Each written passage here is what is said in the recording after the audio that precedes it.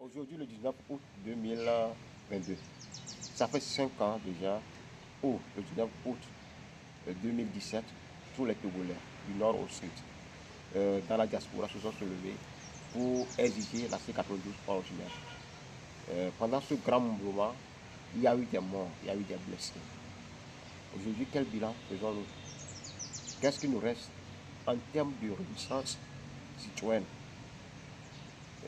Est-ce qu'aujourd'hui nous pouvons encore nous lever comme ça facilement?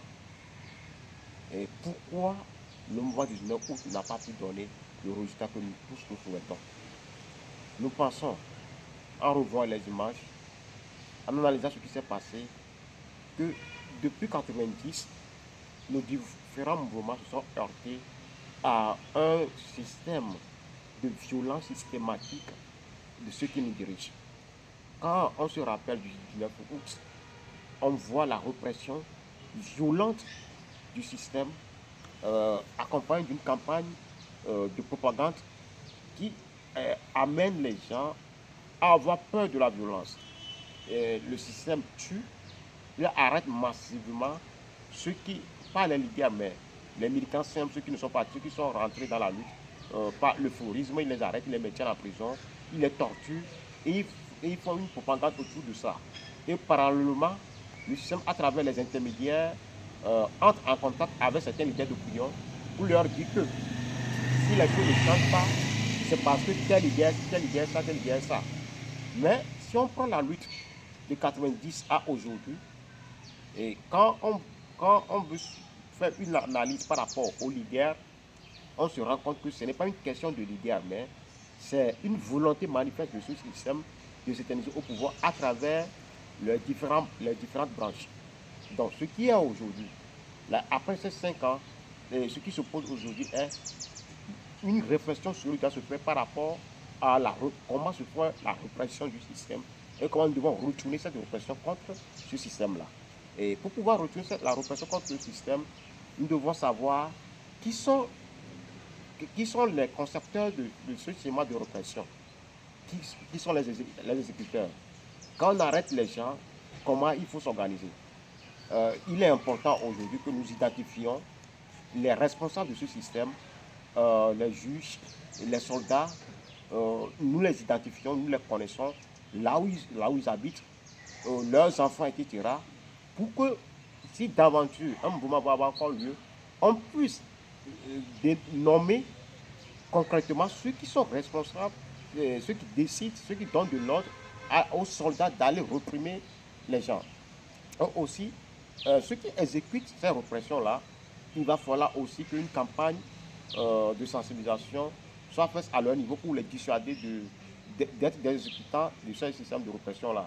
Et pour faire ça, il va falloir que déjà, par rapport aux parents, nous commençons par faire une campagne de sensibilisation ou bien pour amener les parents à parler à leurs enfants. Parce que quoi, nous tous, nous connaissons l'état de nos régions, nous connaissons l'état de nos hôpitaux, nous vivons dans la vie chère. Et ce n'est pas au moment où tout le monde se lève pour une vie de qualité au Togo, pour les droits de l'homme, qu'on va donner de l'argent à certains frères, ou bien qu'on va donner de l'argent à certains soldats, d'aller réprimer les gens qui réclament quoi, un bien-être pour tous. Il va falloir que les parents, les proches, commencent à parler à leurs enfants, soldats ou civils, qui ont cette mentalité de gain facile là.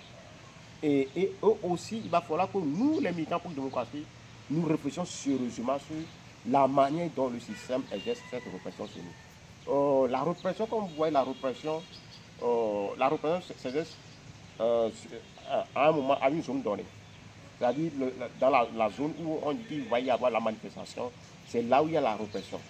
Si, imaginons si on peut avoir des mouvements partout, eux au même moment, est-ce qu'ils peuvent coordonner cette répression-là? Il va falloir que nous, les militants pour la démocratie, nous réfléchissons sérieusement par rapport à ça.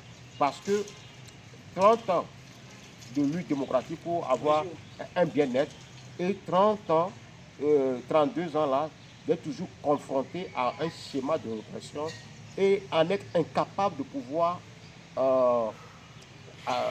déconstruire ce schéma-là, trop c'est trop. Donc, en tant que militant pour la démocratie, 5 ans, 7 mai, il va falloir que nous le prenions pour faire une réflexion sur la répression du système. Parce que quoi? À chaque fois que nous sommes confrontés à ce schéma de répression, qu'est-ce qui arrive?